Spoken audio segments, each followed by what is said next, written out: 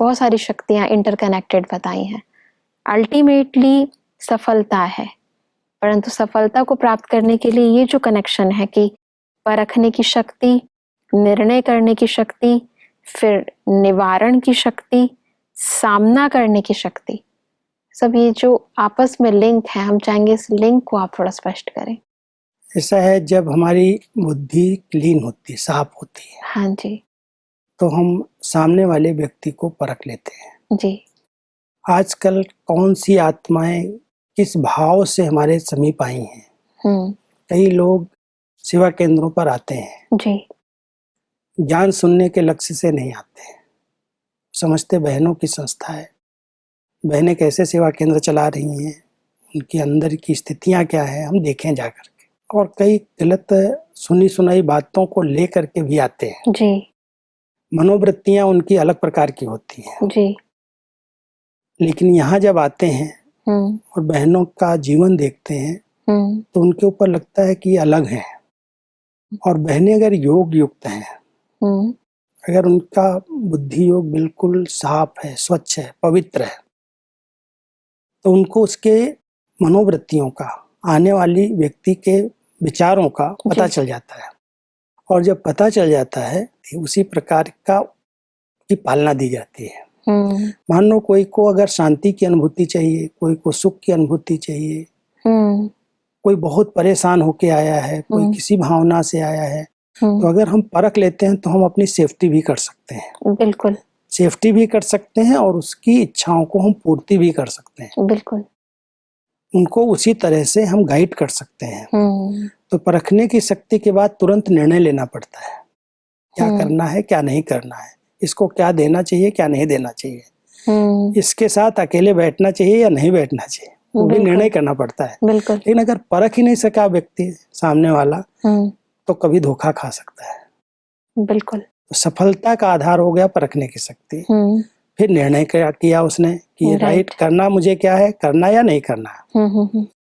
कोई भी समस्या आती है, कोई भी कारण है, अगर निर्णय शक्ति ठीक है तो उसका निवारण किया जा सकता है। कारण तो कई आते हैं, बिल्कुल, कारण हम देते रहे कि इस कारण से ऐसा हो गया, इस कारण से ऐसा हो गया, तो कारण अनेक हैं, कारण तो आएंगे। लेकिन अगर निर्णय शक्ति है तो तुरंत वो निवारण कर लेगा, क्या करना क्या नहीं करना। बिल्कुल, निवारण माना प्रैक्टिकल में कर्म कर लेना।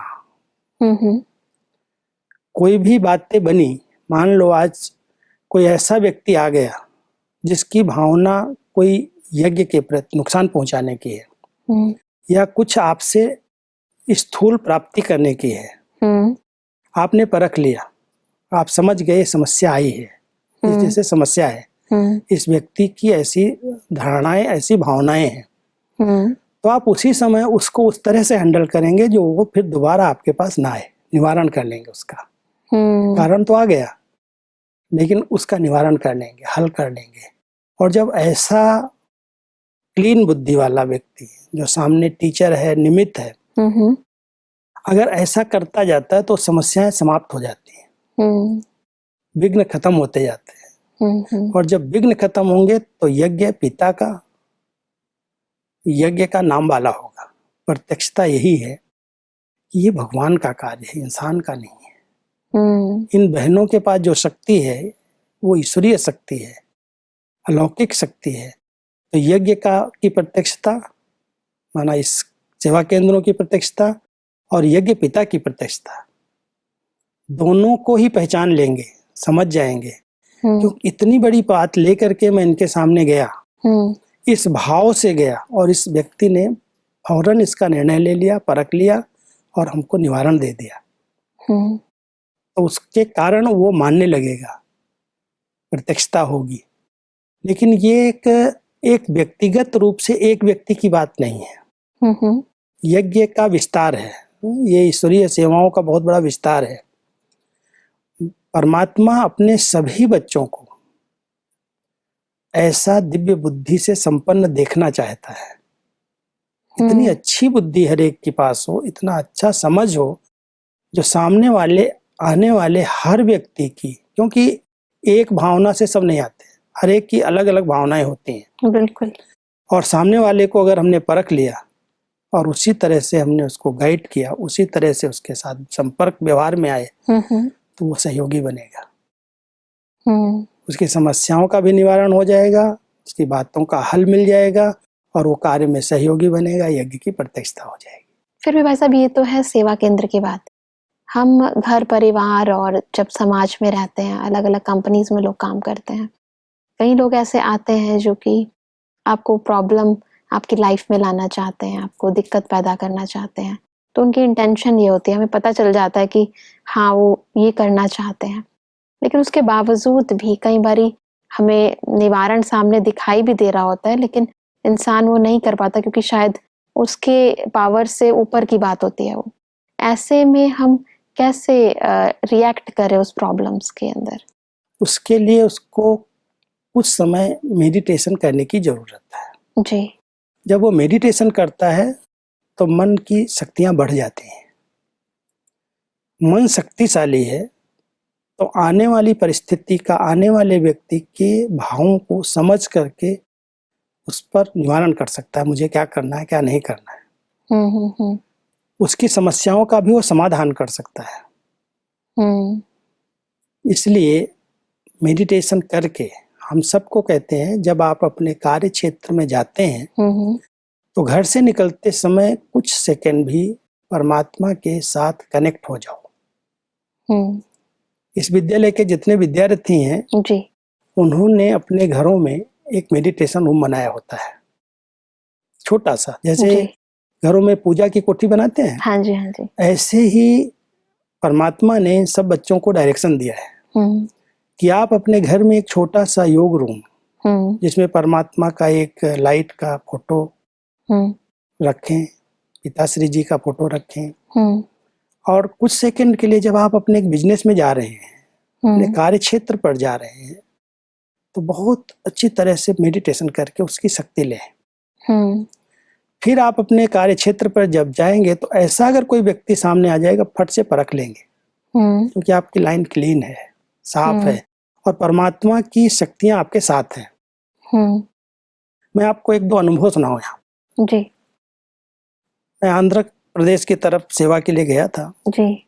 वहां पर दवाइयों की फैक्ट्री है, विशाखापट्टनम की तरफ 4-5 फैक्ट्री में मेडिटेशन रूम बनाए गए फैक्ट्री के अंदर। जी। और उनके मैनेजर्स, उनके जो मालिक हैं, उन्होंने कंपलसरी किया है, जो इस फैक्ट्री के अंदर काम करेंगे वो गेट में प्रवेश होते ही 10 मिनट मेडिटेशन करेंगे। रूम बना है, बड़ा रूम है जी। और हर एक जा करके के वहाँ 10 मिनट योग करने के बाद, मेडिटेशन करने के बाद अपने कार्य क्षेत्र में जाता है। और जब पूरा करता है 6 घंटा 8 घंटा जो उनकी ड्यूटी होती है, उसके बाद भी जाने के समय भी वो मेडिटेशन करता है। बहुत अच्छा। इससे क्या परिणाम निकला, क्योंकि मैंने 2 बार 3 बार उन फैक्ट्रियों में जाके देखा। जी।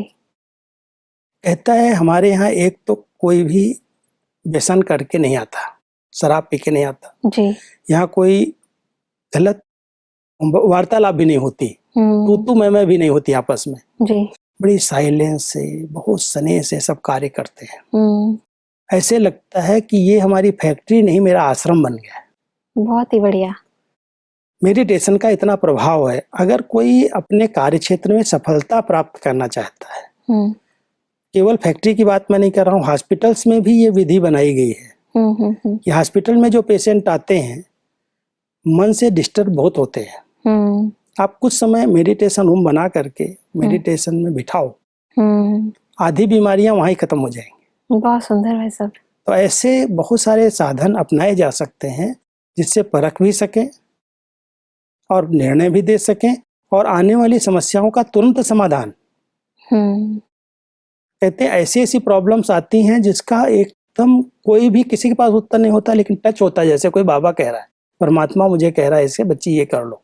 बहुत सुंदर भाई साहब, आज हमने बहुत ही अच्छी तरह जाना कि ये परखने की शक्ति और इसका जो कनेक्शन है परमात्मा के साथ, किस तरह से हमें दिव्य बुद्धि मिलती है, ईश्वरीय शक्ति मिलती है और उसके आधार से हम अपने हर कार्य क्षेत्र में सफलता प्राप्त कर सकते हैं। भाई साहब, इस महत्वपूर्ण जानकारी के लिए, इन सारी बातों के लिए आपका बहुत बहुत धन्यवाद।